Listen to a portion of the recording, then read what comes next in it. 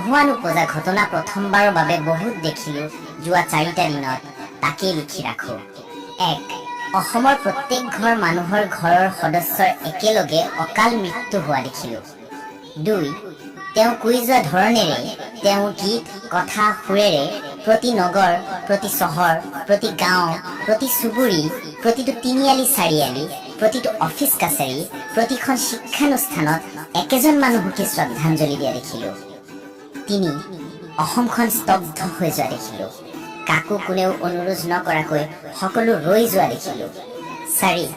দেশ সমজি ল'বলৈ এখন ৰাজ্যৰ মূল ব্যক্তিজন লৱৰি যোৱা দেখিলো।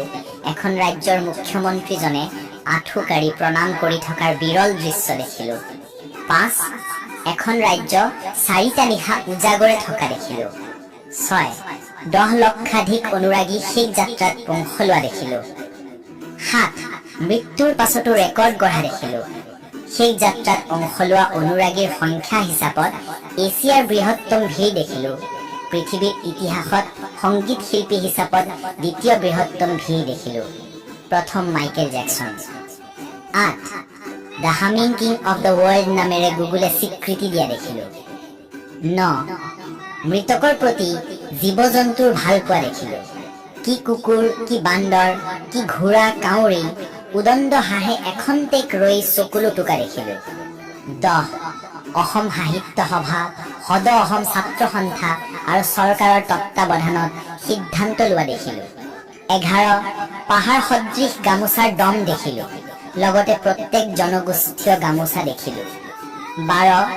গুৱাহাটী বিমানবন্দৰৰ পৰা কাহিলীপাৰা পাবলৈ এখন এম্বুলেন্সক 6 ঘণ্টাৰ প্ৰয়োজন হোৱা দেখিলো। লগতে কান্দি কান্দি চলোৱা চালক দেখিলো। কান্দি কান্দি ডিউটি কৰা আৰক্ষী দেখিলো। অন্য দেশৰ ৰাজকীয় প্ৰতিনিধিয়ে শ্ৰদ্ধাঞ্জলি জনাবলৈ অহা দেখিলো। 14. ক্ৰিকেট বলীয়া অসমীয়াই ভাৰত পাকিস্তানৰ মেচ নচোৱা দিনটোও দেখিলো। 15. অহৰহ 4 দিন সামাজিক মাধ্যমত 100% এজন মানুহৰে কাহিনী, কথা, গান দেখিলো। 16. আমি প্ৰত্যেকেই একে সময়ত ঘৰৰ মানুহৰ উচুপনি দেখিলো। 17. ৰজাবিহীন সাম্ৰাজ্যত প্ৰত্যেকৰ চকুত অনাগত ভৱিষ্যতৰ দুৰ্ভাৱনা আৰু আশংকা দেখিলো। 18. একে সময়ত মঠ, মন্দিৰ, সত্ৰ, নামঘৰ, মছজিদত শ্ৰদ্ধাঞ্জলি দেখিলো। 19. প্ৰতিজন শিল্পীৰ চকুত চকুৰো দেখিলো। 20. কাৰোবাৰ মৃত্যুত চৰকাৰী কাৰ্যালয়, শিক্ষানুষ্ঠান বন্ধ হোৱা দেখিলো। পৰীক্ষা পিছুৱাই দিয়া দেখিলো। 21. সকলো দল সংগঠন আৰু ৰাজনৈতিক দলসমূহ একগোট হোৱা দেখিলো। 22.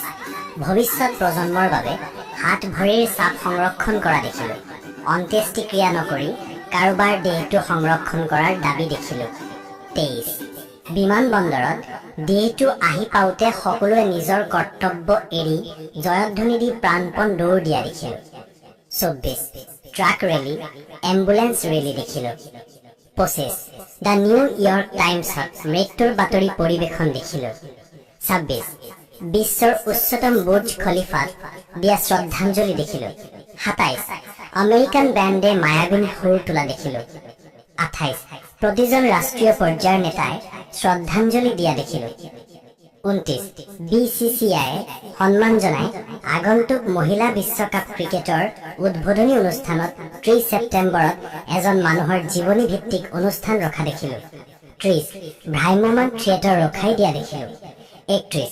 ৰাইজৰ দাবীত পুনৰ মৰণোত্তৰ পৰীক্ষা কৰা দেখিলো। 32. এজন ব্যক্তিৰ নামত বিশ্ববিদ্যালয় খোলাৰ পোষকতা কৰি বৃত্তি, ফেলোশ্বিপ দিয়াৰ পৰিকল্পনা দেখিলো। 33.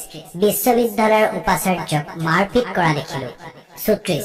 আত্মহত্যা আৰু চেষ্টা দেখিলো। 35. ৰেলৱে ষ্টেচনৰ ছাউণ্ড ছিষ্টেমত বিশেষ এজনৰ গান বজা দেখিলো।